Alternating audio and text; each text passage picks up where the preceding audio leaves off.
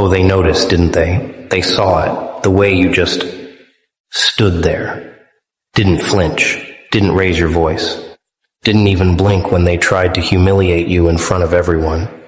And now they can't sleep because they're trying to figure out who you used to be, what you survived. What made you this bulletproof? Welcome back, you terrifyingly calm, unnervingly composed, dangerously unbothered warrior. Or should I say, welcome to the moment they realized they just poked something they shouldn't have. Because that reaction, or should I say that non-reaction, it wasn't weakness, it was warfare. The kind that doesn't need weapons. The kind that doesn't need words. The kind that makes grown adults question every single assumption they ever made about you. Let's rewind to that moment, shall we? The disrespect was loud, calculated, designed to break you in front of witnesses. They threw the insult like a grenade, expecting an explosion, expecting tears, expecting you to crumble or fight back or at least show them something. Anything that would prove you're just like everyone else. But what did you do? You smiled. Not a fake smile. Not a nervous smile. A smile that said, I've survived worse than you could ever imagine, and you're not even a footnote in my story. You maintained eye contact, not aggressive, not submissive, just present, eerily present. And in that silence, in those 5 seconds that felt like 5 hours, you became a mystery they'll spend the next 5 years trying to solve. Here's what they don't understand.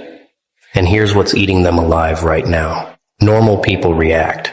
Normal people defend themselves. Normal people either explode with rage or collapse with shame. But you did neither. You absorbed their disrespect like a sponge absorbs water, completely, totally, and then you just moved on. Like it never happened. Like they never happened.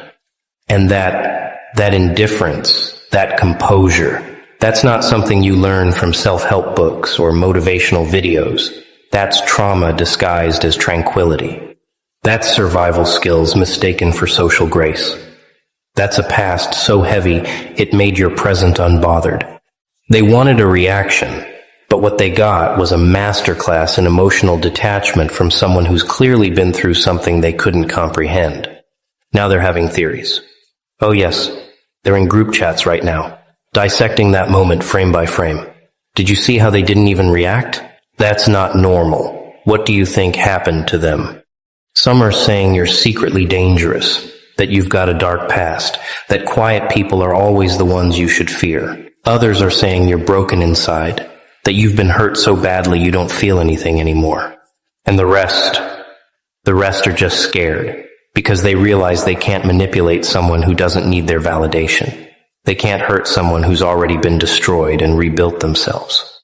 They can't intimidate someone who's faced real monsters and survived. You became a ghost story before you even left the room. But let's talk about what that moment really meant, because this isn't about them anymore. This is about you. That calmness, that terrifying composure, it didn't come from a place of peace, did it? It came from a place of practice. Years of practice. Years of swallowing your pride, biting your tongue, absorbing blow after blow after blow until your nervous system just adapted. Until your brain learned that reacting costs more than it's worth. Until your soul decided that silence is the only language worth speaking to people who don't deserve your energy. You didn't choose to be this calm. You were trained to be this calm. Trained by betrayals that taught you trust is expensive. Trained by humiliations that taught you dignity is silent. Trained by losses that taught you attachment is a luxury you can't afford. They're wondering who you used to be. But here's the real question. Who did you have to become to survive? Because that version of you, the one who stands there unfazed while chaos erupts around you, that's not your natural state. That's your armor. That's the result of every single time you cried alone. Every single time you screamed into a pillow. Every single time you wanted to fight back but knew it would only make things worse. You learned that the loudest power is quiet. You learned that the strongest response is no response. You learned that the best revenge is becoming someone they can't decode, can't predict, can't hurt. And now you're walking around with a PhD in emotional warfare, and they're still in kindergarten throwing tantrums. Here's what's keeping them up at night, and trust me, it's keeping them up. They thought they knew you. They thought they had you figured out. The quiet one. The nice one. The one who doesn't cause problems. The one they could disrespect without consequences because you never fought back before. But that moment, that 5-second window where you just stood there absorbing their venom with the calm of someone who's immune to poison, that shattered their entire perception of you. Because now they're realizing you weren't quiet because you were weak. You were quiet because you were watching. You weren't nice because you were naive. You were nice because you chose mercy over what you're actually capable of. You weren't avoidant because you were scared. You were avoidant because you knew engagement was a waste of your evolution. And now the theories are getting wild, aren't they? Some think you're former military, trained to stay calm under pressure. Some think you grew up in chaos, so regular disrespect feels like a vacation compared to what you survived. Some think you're secretly calculating, planning something, waiting for the perfect moment to strike back. And the paranoid ones, they think you're just numb, broken beyond repair, a shell of a person who's been hurt so many times you don't even register pain anymore. But none of them are right. None of them understand the real truth. You're not any of those things. You're something far more dangerous. You're healed. Or at least, you're healing. And healed people don't need to prove anything. They don't need to defend themselves. They don't need to make others understand. They just exist, unbothered, untouchable, unbreakable. Let me paint you a picture of what they're seeing when they look at you now. They see someone whose eyes don't change when they're insulted. Someone whose breathing doesn't quicken when they're attacked. Someone whose posture doesn't shift when they're challenged. It's uncanny. It's unsettling.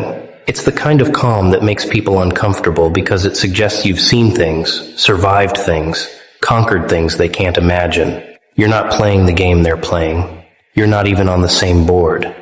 You're operating from a dimension of existence they don't have access to, where ego doesn't matter, where opinions are just noise, where disrespect is just another Tuesday. And that makes you unpredictable. That makes you powerful. That makes you a problem they can't solve. But here's where it gets really interesting, because while they're theorizing about your past, they're missing what's happening right now. Every day you don't react, you're getting stronger. Every insult you absorb without flinching, you're building immunity. Every time they try to get under your skin and fail, you're proving to yourself that you're no longer the person who could be broken by words. You're not suppressing your emotions. You're not pretending to be okay. You're genuinely unbothered because you've already survived the worst thing that could happen to you. You've already lost everything, felt everything, endured everything. So what's a little disrespect from someone who doesn't even know your real story? What's a cheap insult from someone who's never walked through your specific brand of fire? It's nothing. Less than nothing. It's background noise in a life that's already been to war and came back victorious. They want to know your origin story so badly, don't they?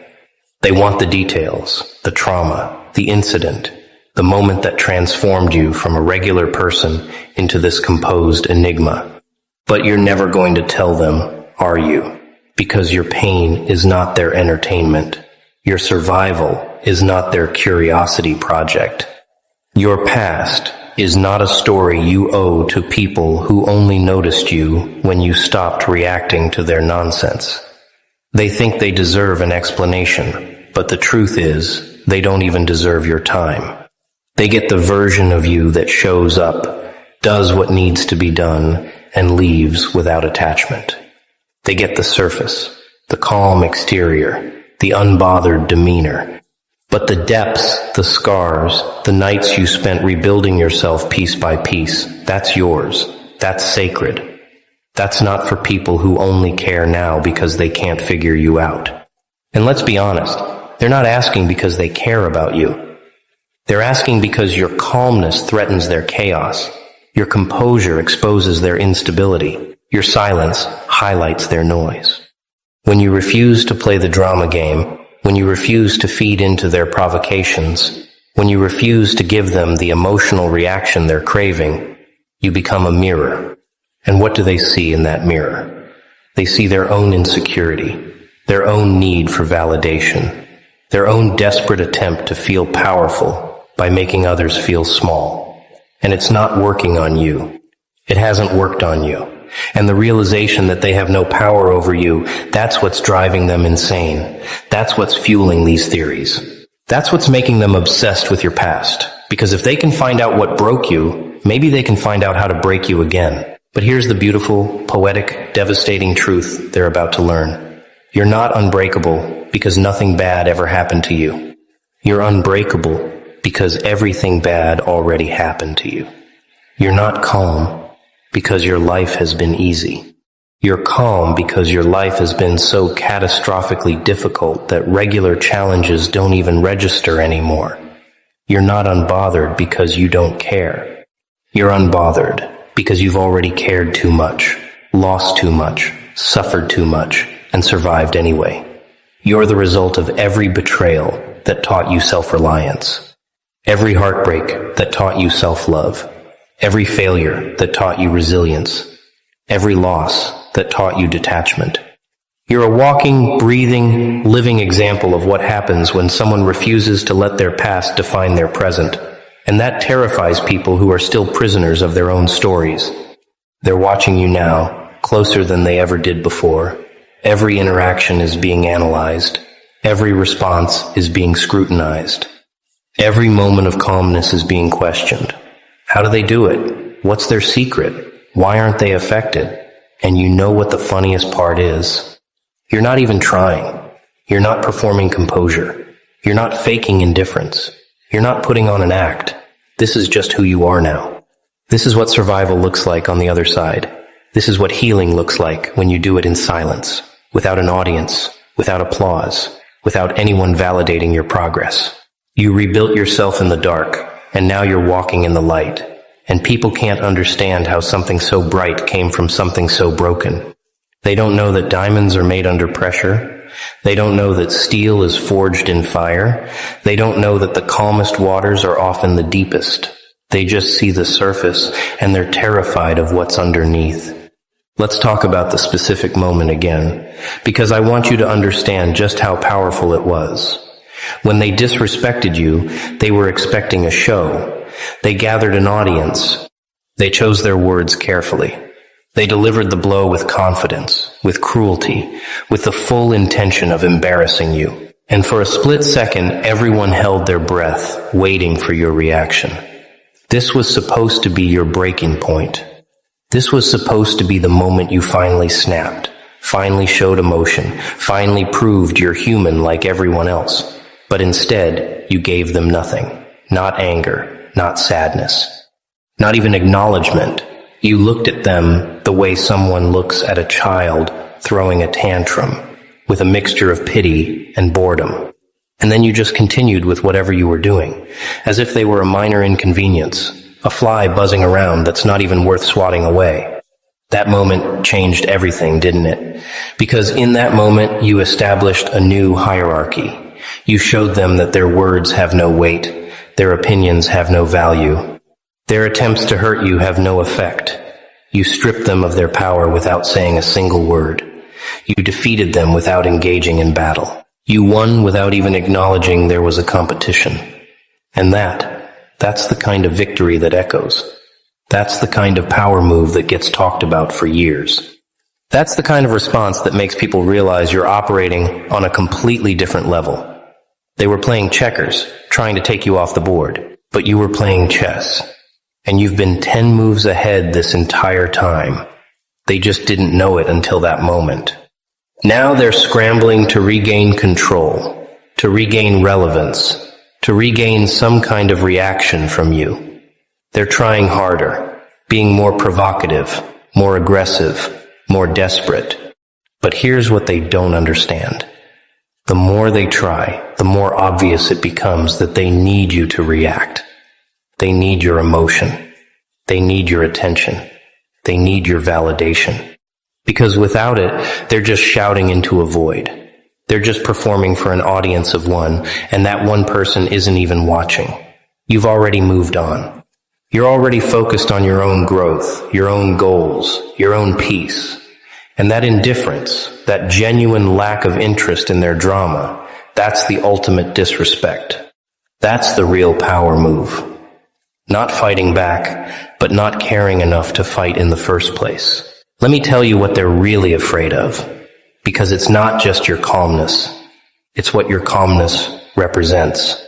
It represents someone who's been through something so transformative, so intense, so life-altering that normal social dynamics don't apply anymore. It represents someone who's had to develop survival mechanisms that most people will never need. It represents someone who's learned to regulate their emotions at a master level, because their life depended on it.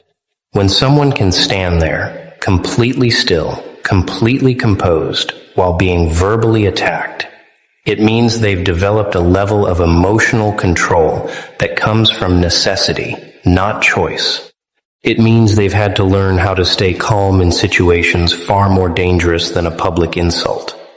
It means they've got a past that prepared them for anything, and that's what's keeping them up at night.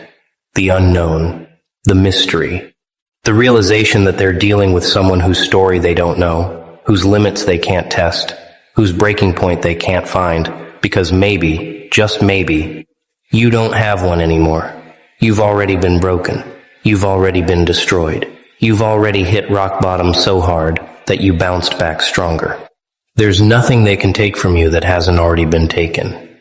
There's nothing they can say to you that you haven't already said to yourself. There's nothing they can do to you that's worse than what you've already survived. And that makes you untouchable. That makes you dangerous. That makes you someone they should have never underestimated in the first place. But let's get even deeper, because I want you to really understand the psychological warfare you just unleashed without even trying. When you stayed calm, you denied them satisfaction. You denied them the ego boost that comes from successfully hurting someone. You denied them the social points that come from winning a public confrontation. You denied them the story they could tell later about how they put you in your place. Instead, you gave them confusion. You gave them doubt. You gave them a moment they'll replay in their minds over and over, trying to figure out where they went wrong, trying to understand why their attack didn't land, trying to comprehend how someone could be so unaffected by something that should have devastated them. You turned their moment of triumph into their moment of existential crisis. And here's the part that's really messing with their heads. They can't figure out if you're stronger than they thought, or if you're more damaged than they realized. Is your calmness confidence, or is it numbness? Is your silence power, or is it pain? Are you untouchable because you've healed, or are you untouchable because you've broken? They can't tell. And that ambiguity, that uncertainty, that's what's driving them crazy. Because if you're strong, then they're outmatched. But if you're broken, then they're monsters. Either way, they lose. Either way, you win. Either way, that moment exposed them far more than it could have ever exposed you. They showed everyone watching that they're willing to publicly humiliate someone, but you showed everyone that you're above it. You showed everyone that you're operating from a place they can't reach. You showed everyone that you're built different. Let's talk about the aftermath, because this is where it gets really interesting. After that moment, things shifted. People started looking at you differently. Not with pity, not with concern, but with respect, with curiosity, with a hint of fear. Because anyone who can stand there and absorb disrespect like it's oxygen, anyone who can maintain composure while being attacked, anyone who can smile in the face of cruelty, that's not someone you want to mess with. That's someone who's clearly been through something. That's someone who's clearly learned something. That's someone who's clearly evolved beyond the petty dynamics that control most people's lives. And now you're not just the quiet one anymore. You're not just the nice one anymore. You're the one with a story. You're the one with a past. You're the one who makes people wonder, who makes people theorize, who makes people nervous, just by existing in the same space. And the person who disrespected you, they're feeling it the most. They thought they were establishing dominance. They thought they were showing everyone how irrelevant you are. But instead, they showed everyone how relevant you've become. Because now, you're all anyone can talk about. Now, you're the mystery everyone wants to solve. Now you're the person everyone's paying attention to, not because you demanded it, but because you didn't react to someone trying to take it away. You became more interesting by doing less. You became more powerful by saying nothing. You became more respected by refusing to engage. And that's a level of social chess most people will never understand. They're still playing with obvious moves, loud reactions, desperate attempts to be seen. But you've mastered the art of invisible warfare, the kind that wins without anyone even realizing there was a battle. Here's what they're missing in all their theories about your past. They're so focused on what happened to you that they're not seeing what you did with what happened to you. They're so focused on trying to figure out the trauma that they're not recognizing the transformation. They're so focused on the damage that they're not seeing the reconstruction. Yes, something happened to you. Yes, you went through something that changed you fundamentally. But the real story isn't what broke you. The real story is how you rebuilt yourself. The real story is how you took every painful lesson and turned it into armor. The real story is how you took every betrayal and turned it into boundaries. The real story is how you took every loss and turned it into liberation. They're looking for the origin of your calmness, but they're missing the evolution of your consciousness.